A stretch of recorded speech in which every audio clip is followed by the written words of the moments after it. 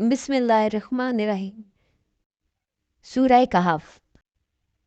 آج ہم بات کریں گے اصحاب کہف کے بارے میں، ان کے اصل قصے کے بارے میں جو کہ قرآن پاک میں بیان کیا گیا ہے۔ سورہ کہف کی آیت ہے 15، جس میں بتایا گیا ہے یہ ہماری قوم کے لوگوں نے اس کے سوا دوسرے معبود بنا رکھے ہیں، یہ ان کے حق میں واضح دلیل کیوں نہیں لاتے؟ پھر اس شخص سے بڑا ظالم اور کون ہوگا جو اللہ پر جھوٹ باندھے۔ اس جملے سے اندازہ ہوتا ہے کہ ایمان لانے کے بعد ان نوجوانوں اور قوم کے بڑے لوگوں کے درمیان ایک مدت تک بحث و گفتگو رہی، مگر اس درمیان میں ان بڑوں کی طرف سے جو باتیں کہیں گئیں ان میں شرک کے حق میں کوئی واضح دلیل نہ تھی۔ اس تجربے نے ان توحید پرست نوجوانوں کے یقین کو اور زیادہ بڑھا دیا تھا۔ ان کے لیے ناممکن ہو گیا کہ غیر ثابت شدہ چیز کی خاطر ثابت شدہ چیز کو ترک کر دیں۔ اس مخالفت کے بعد اگر وہ بڑوں کی بڑائی کو اہمیت دیتے تو وہ بے یقینی اور تذبذب کا شکار ہو جاتے، مگر جب انہوں نے دلیل اور برہان کو اہمیت دی تو اس نے ان کے یقین میں اور اضافہ کر دیا۔ کیوں دلیل اور برہان کے اعتبار سے یہ بڑے انہیں بالکل چھوٹے نظر آئے؟ اپنی تمام ظاہری عظمتوں کے باوجود وہ لوگ جھوٹ کی زمین پر کھڑے ہوئے ملے، نہ کہ سچ کی زمین پر۔ بندہ جب حق کی خاطر انسانوں سے کٹتا ہے تو عین اسی وقت وہ خدا سے جڑ جاتا ہے، حتیٰ کہ وہ اپنے رب سے اتنا قریب ہو جاتا ہے کہ اس سے اس کی سرگوشیاں شروع ہو جاتی ہیں۔ وہ اپنے رب سے کلام کرتا ہے اور اس سے اس کا جواب پاتا ہے۔ اصحاب کہف کا نو مسلمانہ یقین، ان کی بے خوف تبلیغ، ان کا سب کچھ چھوڑنے پر راضی ہو جانا مگر حق کو نہ چھوڑنا، ان چیزوں نے ان کو قربت خداوندی کا اعلیٰ مقام عطا کر دیا تھا۔ ان چیزوں نے ان کو قربت خداوندی کا اعلیٰ مقام عطا کر دیا تھا۔ وہ بظاہر جو کچھ کھو رہے تھے اس سے زیادہ بڑی چیز ان کے لیے وہ تھی جس کو انہوں نے پایا تھا۔ یہی یافت کا وہ احساس تھا جس نے انہیں آمادہ کیا کہ وہ ہر دوسری چیز کی محرومی گوارا کر لیں مگر حق سے محرومی کو گوارا نہ کریں، اور وہ اس پر راضی ہو گئے کہ وہ اپنے گھر اور شہر کو چھوڑ کر غار میں چلے جائیں، اور پھر بھی ان کی یہ امید باقی رہے کہ ان کا خدا ضرور ان کی مدد کرے گا اور ان کے حالات کو درست کر دے گا۔ ابن جریر نے عطا کا قول نقل کیا ہے کہ ان کی تعداد 7 تھی۔ وہ غار میں داخل ہو کر عبادت کرتے رہتے اور روتے اور اللہ سے مدد مانگتے، یہاں تک کہ بالآخر خدا نے ان پر لمبی نیند طاری کر دی۔ دعوتی دور میں جب اصحاب کہف اور ان کی قوم کے لوگوں کے درمیان کشمکش بڑھی، اسی دوران میں غالباً انہوں نے امکانی اندیشے کے پیش نظر ایک مخصوص غار کا انتخاب کر لیا تھا۔ یہ غار اتنا وسیع تھا کہ 7 آدمی بآسانی اس کے اندر قیام کر سکیں۔ مزید یہ کہ غالباً وہ شمال رویہ تھا، اس بنا پر سورج کی روشنی صبح کسی وقت بھی براہ راست اس کے اندر نہیں پہنچتی تھی، اور ادھر سے گزرنے والا کوئی شخص باہر سے دیکھ کر یہ نہیں جان سکتا تھا کہ اس کے اندر کچھ انسان موجود ہیں۔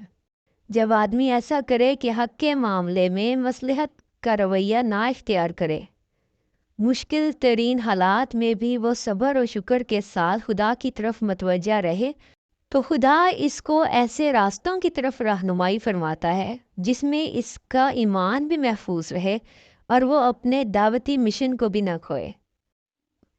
یہ نصرت اصحاب کہف کو ان کے مخصوص حالات کے اعتبار سے پوری طرح حاصل ہوئی، اور اللہ نے ان کو اپنے خاص کام کے لیے چن لیا تھا۔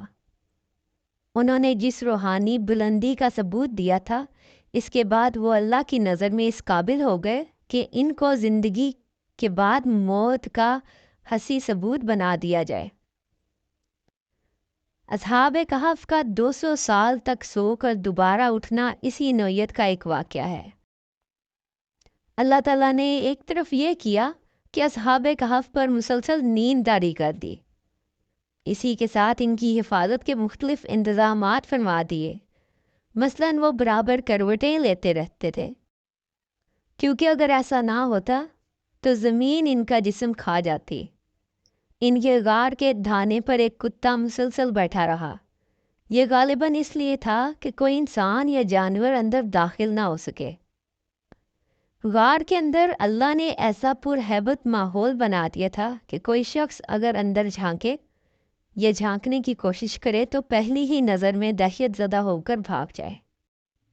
اصحاب کہف جب سو کر اٹھے تو قدرتی طور پر وہ آپس میں ذکر کرنے لگے کہ وہ کتنی مدت تک سوئے ہوں گے، مگر زمانہ خدا کے حکم کے تحت ان کے لیے ٹھہر گیا تھا، اس لیے جو مدت دوسروں کے لیے صدیوں میں پھیلی ہوئی تھی وہ اصحاب کہف کو بس ایک دن کے برابر معلوم ہوئی۔ سو کر اٹھنے کے بعد انہیں بھوک کا احساس ہوا۔ ان کے پاس کچھ چاندی کے سکے تھے۔ انہوں نے اپنے میں سے ایک شخص کو ایک سکہ لے کر بھیجا۔ ان کے خیال کے مطابق شہر کے جن حصوں میں عیسائی بستے ہوں گے وہاں حلال کھانا مل سکے گا، اس لیے انہوں نے کہا کہ تلاش کر کے پاکیزہ کھانا لے آنا۔ نیز انہوں نے تاکید کی کہ سارا معاملہ نہایت خوش تدبیری سے انجام دینا، کیونکہ سابقہ تجربہ کی بنا پر انہیں اندیشہ تھا کہ اگر وہ لوگ ہم سے باخبر ہو جائیں گے تو وہ ہمیں دوبارہ بت پرست بنانے کی کوشش کریں گے، اور جب ہم راضی نہ ہوں گے تو وہ ہم کو مار ڈالیں گے۔ انسان 100 سال یا اس سے بھی کم مدت موجودہ زمین پر زندگی گزار کر مر جاتا ہے۔ بظاہر ایسا معلوم ہوتا ہے کہ وہ ہمیشہ کے لیے ختم ہو گیا، مگر حقیقت یہ ہے کہ وہ مر کر باقی رہتا ہے اور دوبارہ ایک نئی دنیا میں اٹھتا ہے، جہاں اس کے لیے یا ابدی راحت ہے یا ابدی عذاب۔ یہ انسان کا سب سے زیادہ سنگین مسئلہ ہے اور اس پر لوگوں کے درمیان ہمیشہ بحث رہی ہے۔ اس کی اسی اہمیت کی بنا پر اللہ نے ایسا کیا کہ عقلی دلیل کے ساتھ اس کے حق میں حسی دلیل کا بھی انتظام فرمایا، تاکہ زندگی بعد موت کے معاملے میں کسی کے لیے اس کی گنجائش باقی نہ رہے۔ مختلف زمانوں میں یہ حسی دلیل مختلف انداز سے دکھائی جاتی رہی ہے۔ اصحاب کہف 200 سال یا اس سے بھی زیادہ مدت کے بعد جب غار سے نکلے تو ان کے شہر کی دنیا بالکل بدل چکی تھی۔ غالباً 250 عیسوی سال میں وہ اپنے شہر افیسس سے نکل کر غار میں گئے تھے۔ اس وقت اس علاقے میں بت پرست حکمران ڈسیسس کی حکومت تھی۔ اس درمیان میں مسیحی مبلغین کی کوششوں سے رومی بادشاہ قسطنطین عیسائی ہو گیا، اور اس کے بعد سارے رومی علاقے میں عیسائی مذہب پھیل گیا۔